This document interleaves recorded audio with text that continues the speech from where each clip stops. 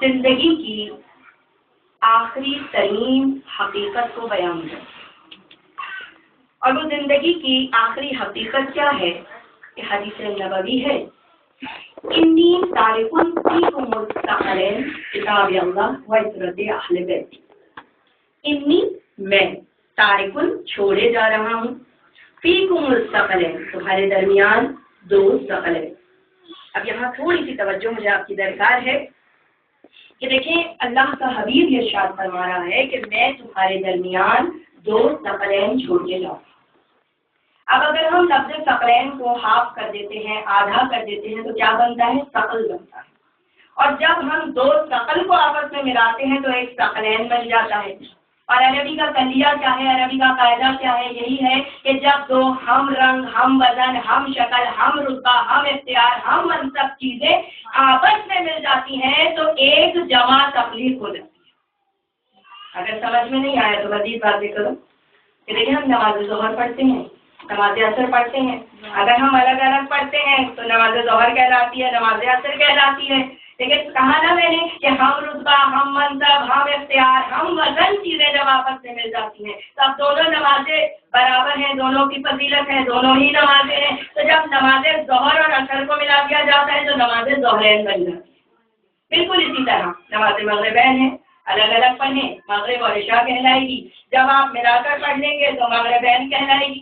بالکل اسی طرح امام حسن اور امام حسین ہیں کہ دونوں اختیارات میں، صفات میں، شکل میں، صورت میں، وزن میں، حدود میں، ہر چیز میں برابر ہیں۔ تو جب حسن اور حسین کو ملایا جائے گا تو حسین بن جائے گا۔ اسی طرح اگر ہم سفتین کو دیکھتے ہیں تو اگر ہم سفت کو آدھا کر دیتے ہیں، اب سفت یعنی سفتین کو ہم نے آدھا کیا، سفت بن گیا۔ اب دو سفت جب آپس میں ملا لی تو کیا بن گیا؟ سفتین بن گیا۔ صحیح ہے نا؟ سمجھ میں آئی بات؟ یعنی دو ہم وزن، ہم رنگ، ہم منصب چیزیں جب آپس میں مل جاتی ہیں تو ایک جمع قرار پاتی ہے۔ اس لیے اللہ کا حبیب یہ ارشاد فرما رہا ہے کہ میں تمہارے درمیان دو ثقلین چھوڑ کے جا رہا ہوں۔ اب پہلی ثقل کا نام کیا ہے؟ پہلی ثقل کا نام ہے قرآن مجید، اور دوسری ثقل کا نام ہے اہل بیت اطہار علیہ السلام۔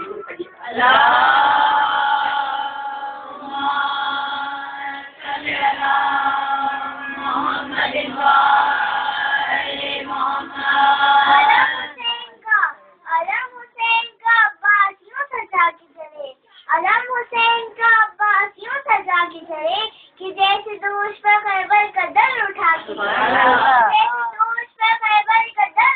چلے، یزید کے اندھیروں میں روشنی کے لیے، یزید کے اندھیروں میں روشنی کے لیے حسین دیکھو 72 دیا جلا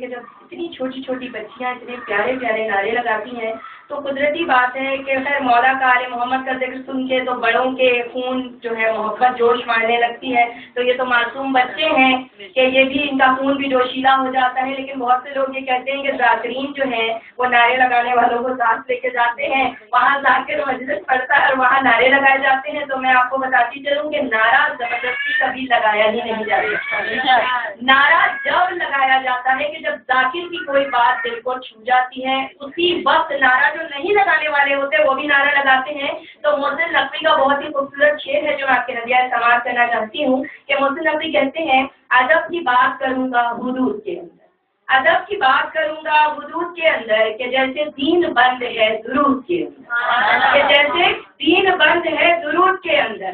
علی کے نام کا نعرہ وہی لگاتا ہے، علی کے نام کا نعرہ وہی لگاتا ہے، حلالی خون ہو جس کے وجود کے اندر۔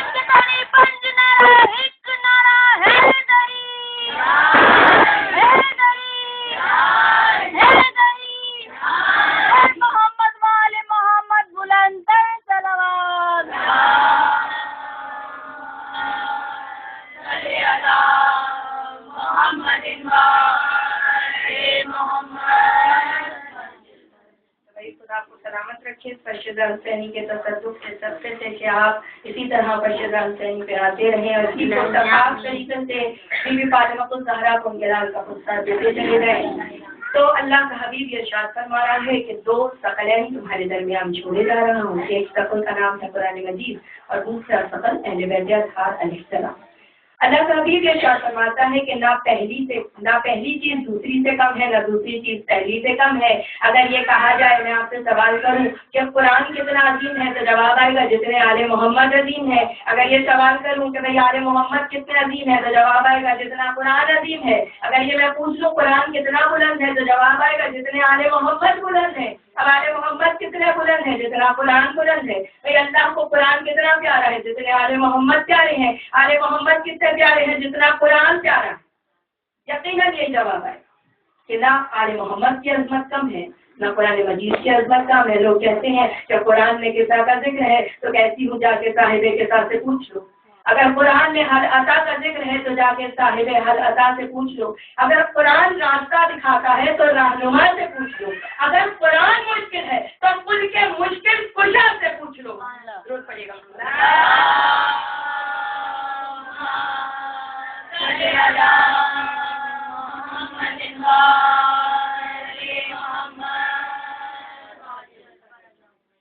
شاعر کہتا ہے جامع ولائے آل محمد عجیب ہے. جامع ولائے آل محمد عجیب ہے. لبریز ہو چکا ہوں مگر پھر بھی پیاس ہے. لبریز ہو چکا ہوں مگر پھر بھی پیاس ہے. میثاق میں جو میں نے لیا تھا علی کا نام، میثاق میں جو میں نے لیا تھا علی کا نام، اب تک میرے خمیر میں اس کی مٹھاس ہے. تو یہ ہے آل محمد کی محبت کہ میرا یقین کریں عقیدہ ہے، ایمان ہے کہ جتنے بھی غمزدہ دل ہوتے ہیں، جتنی بھی پریشانی میں ہوتے ہیں، لیکن جب ذکر علی آ جاتا ہے، ذکر آل محمد آ جاتا ہے تو وہ چہرے گلاب کے مانند کھل جاتے ہیں. اور کہتی ہوں کہ جو قرب علی رکھنے والے ہیں وہ یقیناً سڑے ہوئے آم کی طرح ان کے چہرے لٹک جاتے ہیں. جب مولا کا ذکر آتا ہے، اصحاب کرام کا بھی طریقہ یہی تھا کہ جب پہچاننا چاہتے تھے کہ مومن اور منافق میں فرق کرنا ہوتا تھا تو ذکر علی چھیڑ دیا کرتے تھے. اب آپ دیکھیے کہ یہ تو ہم تو مولا کے چاہنے والے ہیں، مولا سے محبت کرنے والے ہیں، لیکن ایسے لوگ جو ہمارے فرقے سے، ہمارے مذہب سے جن کا کوئی تعلق نہیں ہے، آپ نے آئنسٹائن کا نام سنا ہوگا. یقین کیجیے کہ جب میں نے پڑھا تو مجھے بڑی حیرت ہوئی اور خوشی ہوئی کہ آئنسٹائن نے مولا علی کے معجزات کو پڑھنا شروع کیا. مولا علی کے تمام معجزات پڑھے اور جب در خیبر پہ وہ پہنچا ہے کہ مولا کائنات نے اپنی 2 انگلیوں سے در خیبر کو بلند کیا تھا. آئنسٹائن کہتا ہے کہ میں پریشان ہو گیا کہ آخر وہ کون سی فورس تھی کہ جو علی کی انگلیوں میں موجود تھی کہ اتنا بھاری درد فقط 2 انگلیوں پہ علی نے بلند کیا ہوا تھا. آئنسٹائن کہتا ہے کہ میں نے بہت کوشش کی، بہت تحقیق کی. پھر ہمارے عالم دین سے ان سے بہرحال و کتابت شروع ہوئی اور آخر میں آئنسٹائن وہ تھا کہ جس نے یہ قبول کیا کہ میں بہوش و حواس اس مذہب شیعہ کو حق مذہب قرار دیتا ہوں اور میں اس کو قبول کرتا ہوں. ضرور پڑھیے گا.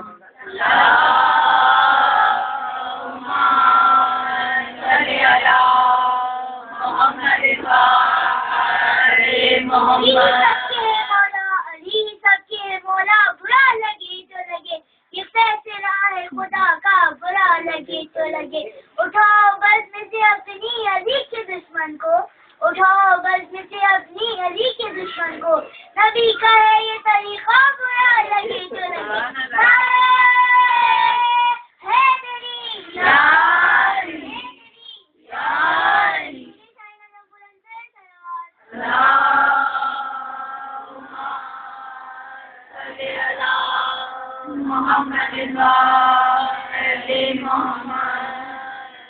یقین کریں جس طرح مولا کا ذکر ہو رہا ہے ضرور میں وہ طاقت نہیں ہے. مزہ نہیں آ رہا. صلوات بر محمد والے محمد صلوات.